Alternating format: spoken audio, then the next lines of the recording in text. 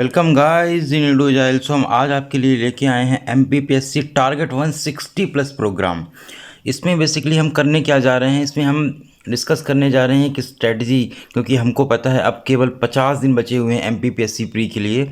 आयोग ने अपना नोटिफिकेशन दे दिया है 25 जुलाई को जो एग्ज़ाम होने जा रहा है। तो अब यहाँ से कैसे हम इसके लिए आगे बढ़ें, 50 दिन बचे हुए हैं। अगर हम एक प्लान के साथ आगे नहीं बढ़ते हैं तो बहुत ही दिक्कत होने जा रही है। पहली बात तो हमको थोड़ा सा खुद के ऊपर काम करना है, अच्छा फूड लेना है, हमको प्रॉपर स्लीप लेनी है, क्योंकि अगर आपकी तबीयत ख़राब हो जाती है तो बहुत ही निगेटिव इम्पैक्ट पड़ेगा आपकी स्टडी में, और एग्ज़ामिनेशन हॉल तक आप जब जा ही ना पाओगे तो आपकी मेहनत का कोई मतलब नहीं रह जाएगा।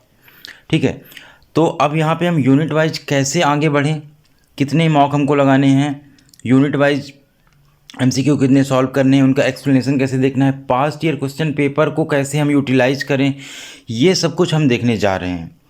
50 डेज का ये एक बहुत ही कॉम्प्रिहेंसिव प्रोग्राम होगा जिसमें आप हमारे साथ स्टडी कर सकते हैं। रूटीन बनाइए अपना, और जो सबसे बड़ी बात है, यहाँ हमको पैनिक नहीं होना है। देखिए, जब आपके एग्ज़ाम के 1 मंथ या 2 मंथ बचे होते हैं तो हम लोग पैनिक करना बहुत जल्दी शुरू कर देते हैं। सबसे पहली बात हमारी यही है कि हमें पैनिक नहीं करना है, हमें काम रहना है। ठीक है, और दूसरी बात देखिए, अगर आपका रूटीन अभी तक नहीं बना हुआ है तभी हमारा ये जो प्रोग्राम है आप फॉलो करिए। अगर आप खुद का रूटीन बना के रखे हुए हैं तो आप उसी में स्टिक कीजिए, ज़्यादा हमको यहाँ वहाँ नहीं भटकना है। सिंपल सा है, देखिए हम आपको क्या बता रहे हैं। बस आपको एक लेनी है MPGK के लिए बुक, ठीक है, पुणेकर लीजिए, कोई भी MCQ वाली लगा डालिए आप। दूसरी लूसेंट की जो MCQ वाली बुक आती है, एक वो करनी है आपको, और एक आपको 15 ईयर या 25 ईयर क्वेश्चन पेपर वो कर देना है। इसके साथ में आपको 50 FLT लगानी है फुल लेंथ। ठीक है, अगर आप खुद से कर ले रहे हो वेल एंड गुड, अगर आप नहीं कर पा रहे हो तो हमारे इस प्लेटफॉर्म में लूसेंट वाला आपको मिल जाएगा 25 ईयर क्वेश्चन पेपर का हम लेके आ रहे हैं, प्रीवियस ईयर वाला, और 50 FLT कंप्लीट एक्सप्लेनेशन के साथ, और यूनिट वाइज 500 MCQ भी हम लेके आ रहे हैं। तो आप इतना हमारे इस प्लेटफॉर्म से ले सकते हो, ये हम बिल्कुल फ्री में प्रोवाइड कर रहे हैं।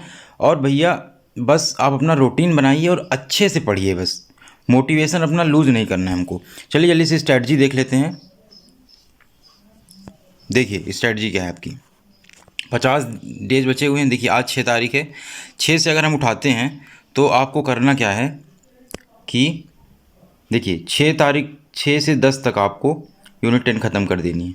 इनके साथ आपको करना क्या है, एक चीज़ आपको करंट डेली का डेली लेके चलना है, ठीक है, और दूसरा आपको डेली का डेली एक FLT लगाना है।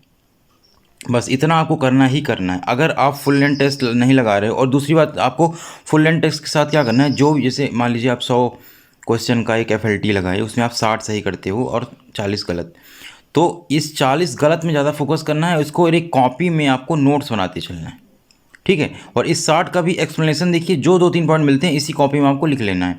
तो 100 टेस्ट की जब आपको 40-40 गलतियाँ, 30-30 गलतियों की एक शॉर्ट नोट्स बन जाएंगी, और उसको आप 10 बार रिवाइज कर लोगे ना, तो आपका प्री तो भैया निकल ही निकल जाएगा।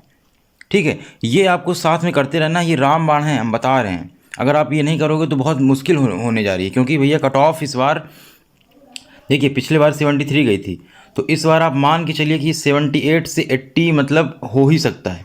75 प्लस तो मतलब पक्का है, 75 प्लस तो जाना ही जाना है। तो इसलिए भैया MCQ सॉल्व करना, एक्सप्लेनेशन देखना उनका बहुत ज़्यादा ज़रूरी है।